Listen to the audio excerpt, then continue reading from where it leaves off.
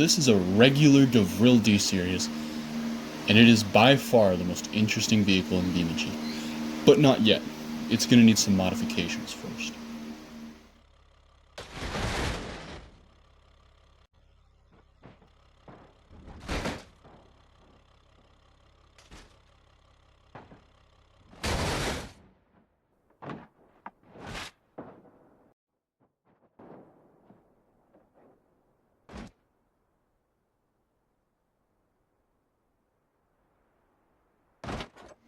After a couple unnecessary bits are removed and a jet engine is added to the back, this vehicle is perfect. Well, a perfect prototype, that is.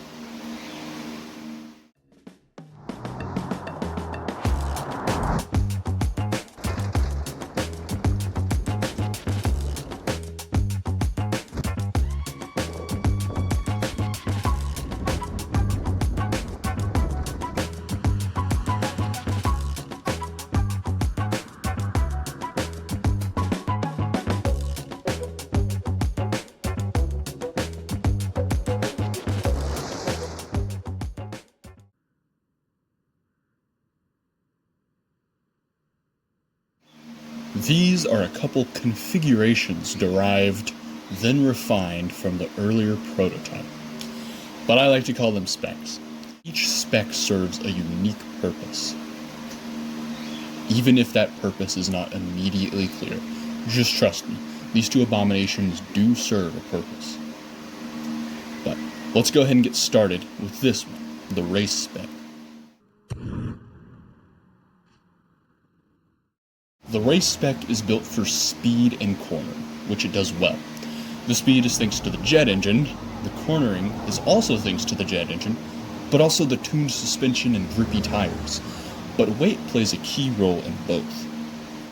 As for weight, let's first compare a regular D-Series. It sits around 4,400 pounds, a bit hefty. The race spec, on the other hand, comes in at a modest 2,660.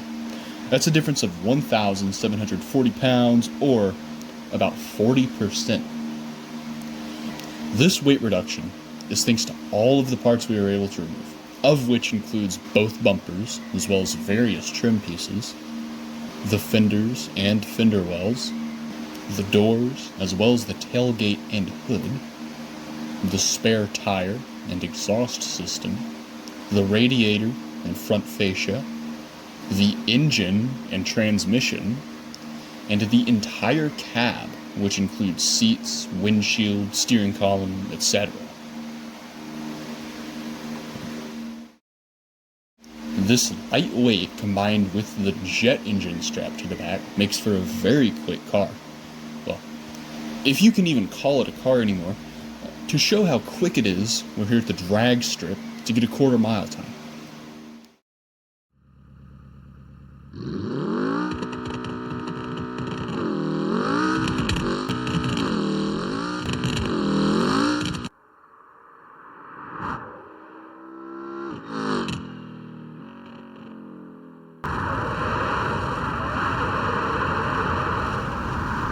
As you can see, it can certainly accelerate, and decelerate too. Not in the typical fashion a car would, but whatever. Now, this time could be a bit faster, as there are some things working against the race spec. For one, the wide and grippy tires are not necessary, as the vehicle relies on thrust. For a drag race, they would only add extra resistance. Secondly, the jet engine pushes us forward, but it also pushes us down due to the angle of the jet. This can be quantified by activating the jet with our brakes on and observing this widget.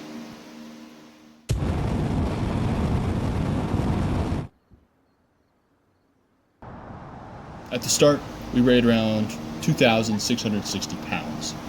After activating the thrust, our weight increased to 4,070 pounds. That means that activating the jet gives us a 35% increase, or an additional 1,410 pounds.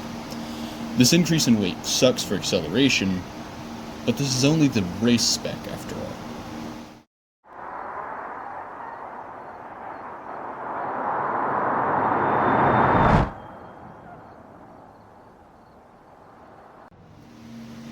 It's not the fastest, but it's not slow either.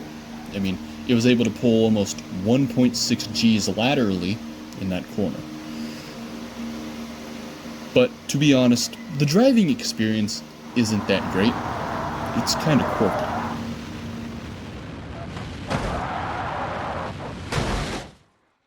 For one, at high speeds it's very easy to oversteer. I suspect this is due to the sheer amount of inertia the rear end has relative to the front. At lower speeds, it suffers from intense understeer from the lack of weight on the front wheels. To add to all this, the thrust is on or off. There's no in-between. This often means you'll be waiting and waiting until the apex of a corner before you can do anything. But it does have some tricks up its sleeve. One of which is that you're able to take slow, sharp corners faster by first skidding and pointing yourself in the direction of the exit, then activating the thrust. This same principle can be used to slow down, except you do a full 180 before activating the thrust. As we pull the e-brake, we're going 107 miles per hour. We put on the thrust a little later than here, but I'm just going to call it 70 miles per hour. The time to go from 70 to 0 miles per hour is 0.53 seconds according to my editing software, which is crazy. But you must understand that doesn't include the setup time. That's just the time from activating the thrust to coming to a stop.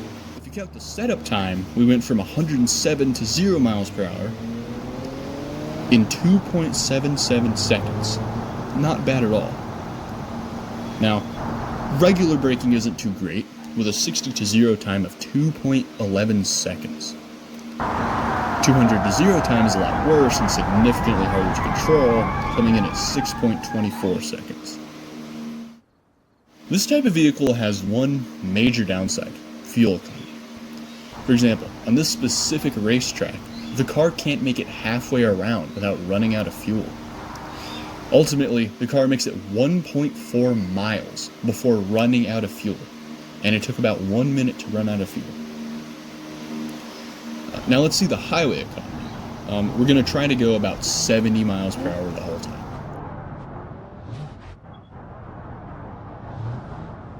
As expected, the highway economy is a lot better, at about 2 miles of range. I might not sound like a lot, but we were able to go for 2 minutes and 33 seconds, which is a lot better than the track time. Now, let's see the city range. We'll be going roughly the flow of traffic the whole time and taking turns and such.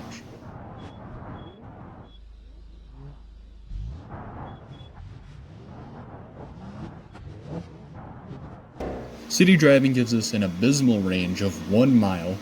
The driving time is great though at 3 minutes and 28 seconds. But let's move on to something more exciting: top speed.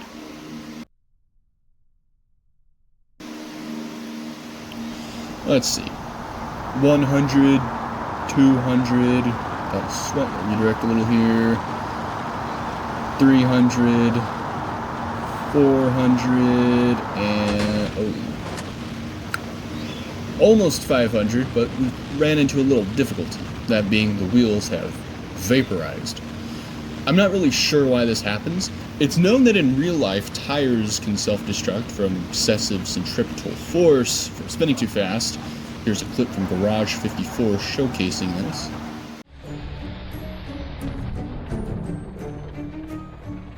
This would be a plausible explanation, except for the fact that the rims vaporized as well. Whatever. As it stands, the race spec has a top speed of slightly below 500 miles per hour. But that's enough of the race spec.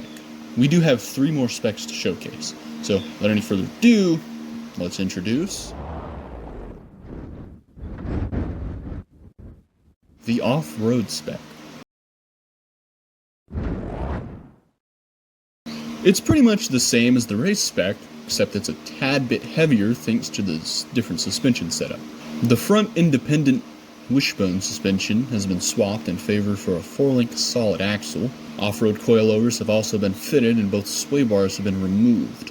Both differentials are open, as we don't have to worry about traction. These upgrades allow for more ground clearance and off-road grip than the race spec. Not sure if you would call it grip, but whatever. The suspension upgrades coupled with the thrust makes low grip surfaces very easy to maneuver. If you aren't convinced, this surface we are on is ice, and we're having no problem getting up it, even up to a 60-degree incline. And when we start rolling back, brakes lock up, we can't even stop because it's ice, until we hit the asphalt, and we immediately come to a stop. But with the strengths come the weaknesses. The off-road spec has a tendency to get beached sometimes. Here you can see, we've gotten stuck on this rock. We can't thrust forward, we can't roll back, and we don't have reverse, so we are pretty much stuck here. Also, because this jet engine doesn't need air, the thing can drive underwater. This isn't unique to the J series. Electric vehicles in BeamNG can do this too, so it's not super crazy, but it can be noted.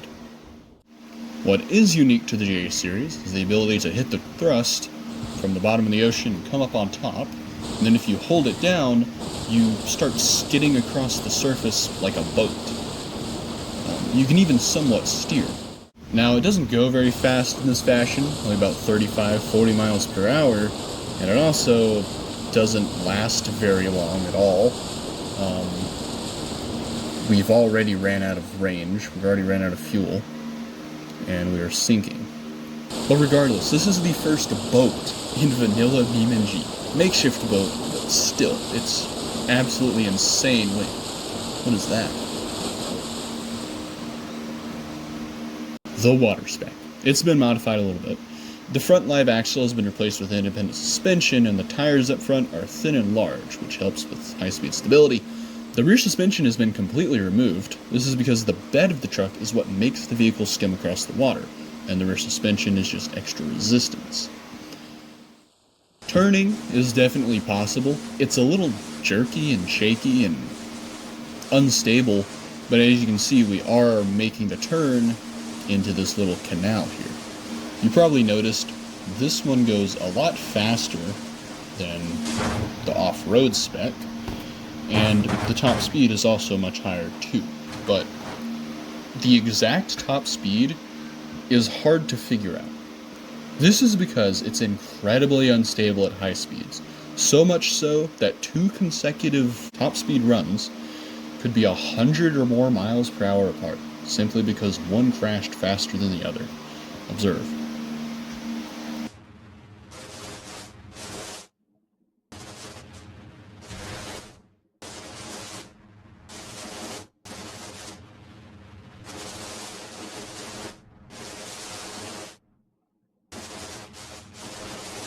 So instead, I'm going to measure the safe top speed, which is the top speed where the risk of losing control and crashing is low.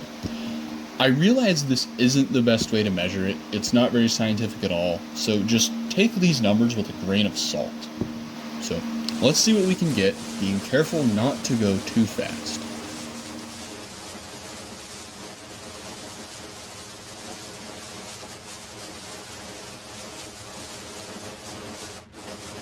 Even at these relatively low speeds, we're getting some worrying bobbing.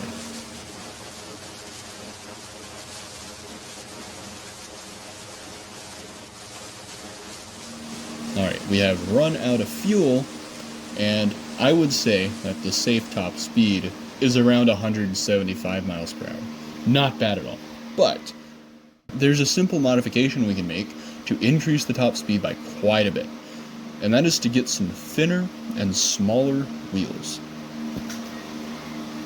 Again, being careful not to overspeed, our safe top speed seems to be around 250 miles per hour. Until we go airborne, that is. Ironically, we're going faster in the air than we were as a boat. Speaking of, I have an idea.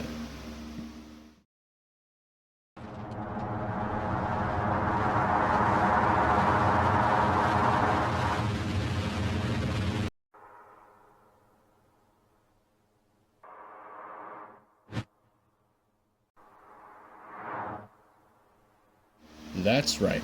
This is quite possibly the first and only flying vehicle in BeamNG Drive. It's even somewhat steerable. But I want to go into why this is happening for a moment, because I think it's awesome that these little details are in the game.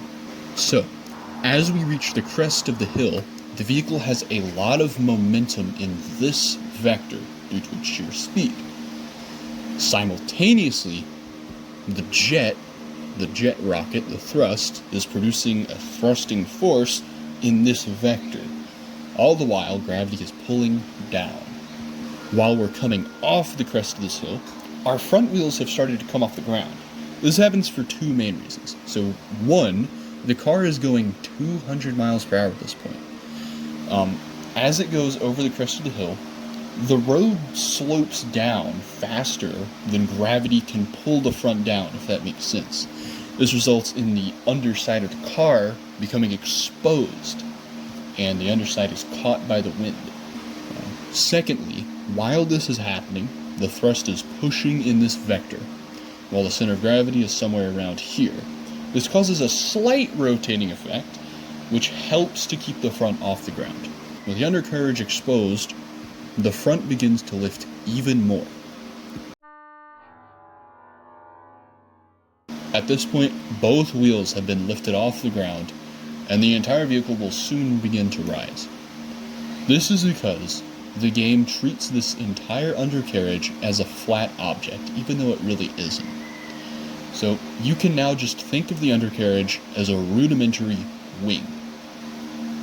From the vehicle's point of view, the air is traveling into its wing like so. As a byproduct, a force is created at the normal of the wing, or in this direction, causing the vehicle to be lifted up and also back a little bit. Once in the air, the vehicle will sort of stabilize at a certain angle of attack, which is the angle the air is hitting the wing. The angle of attack is somewhat controllable, as activating the thrust will produce a lever effect, rotating the vehicle. Due to air resistance, though, the effectiveness of this drops as speed increases. Controlling the angle of attack allows you to increase or decrease altitude somewhat. And while in the air, banking is possible, but it's a little tricky. Just turn the wheels opposite where you want to go. This causes the vehicle to roll or bank. Now, the reason this happens is very cool. So, prior to liftoff, the front wheels are spinning at over 200 miles per hour. So they have a lot of angular momentum, and thus, they resist any changes to their spinning motion.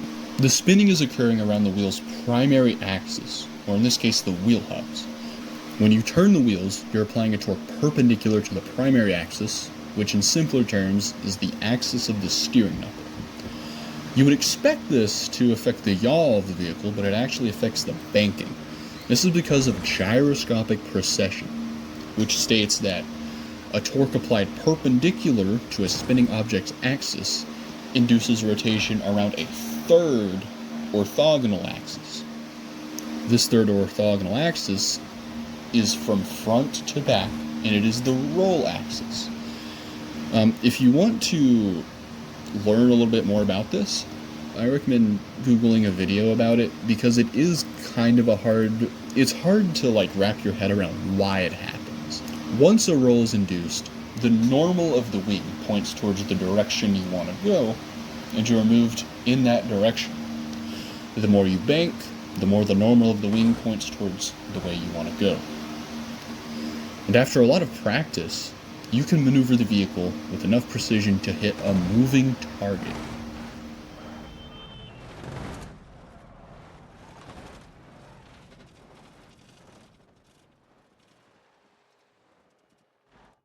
After careful setup and a couple of attempts, I was even able to fly under the gas station, but I couldn't gain an altitude quick enough after the fact and crashed. But this thing isn't the fastest vehicle of the year, reaching only about 500 miles per hour on a good run. That's where our final spec comes in. The air spec. The air spec is built for speed, and that's it. That's all. It sacrificed all of its wheels and suspension for this goal. The air spec consists of literally just three parts: the frame, the bed, and the rocket. Because of this, it weighs only 1,515 pounds. I'm going to be honest, I really expected it to be less, but whatever. Let's see how fast it can go in the air. Alright, so I'm going to start going frame by frame here because it'll be easier to see exactly what its top speed is. So let's see.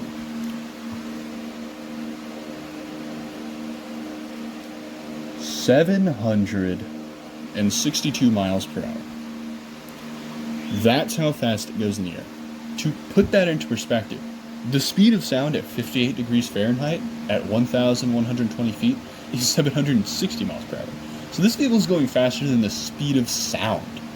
But its speed in the air doesn't hold a candle to its speed on land. Let's see how fast it can go here on the grid. Full throttle run. Let's see.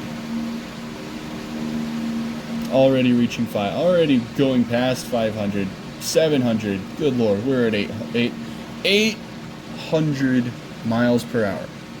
Goodness gracious. That's quite a bit faster than the speed of sound, obviously. But to be fair, this thing isn't the fastest thing in BeamNG Drive. It is the fastest of all the specs.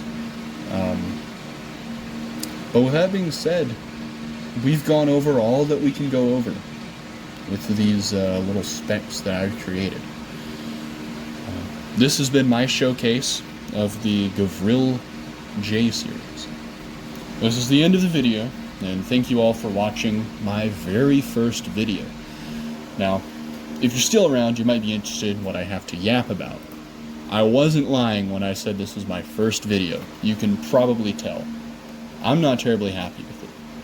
I'm proud to an extent considering it's my first video, but I also can clearly see how bad it is in some areas. I know it jumps around a lot, the editing could be better, and I know you hate hearing this terrible microphone setup I have going on. I can see all of these things, but I'm just way too burnt out to fix them. I've been working on this video for so incredibly long.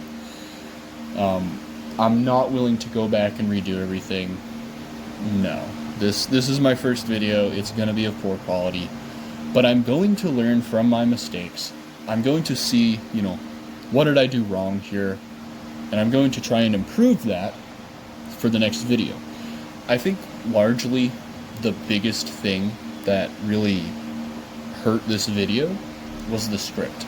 I really rushed the script, and so when I was making all the shots and I was doing the voiceover and everything, I would look and I would see there's like missing sections, like unfinished sections and stuff.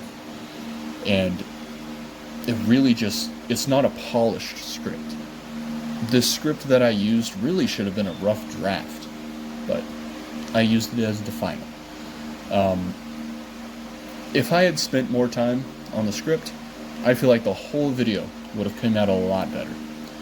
But anyway, I won't make the same mistake again. Gonna try to improve and all that.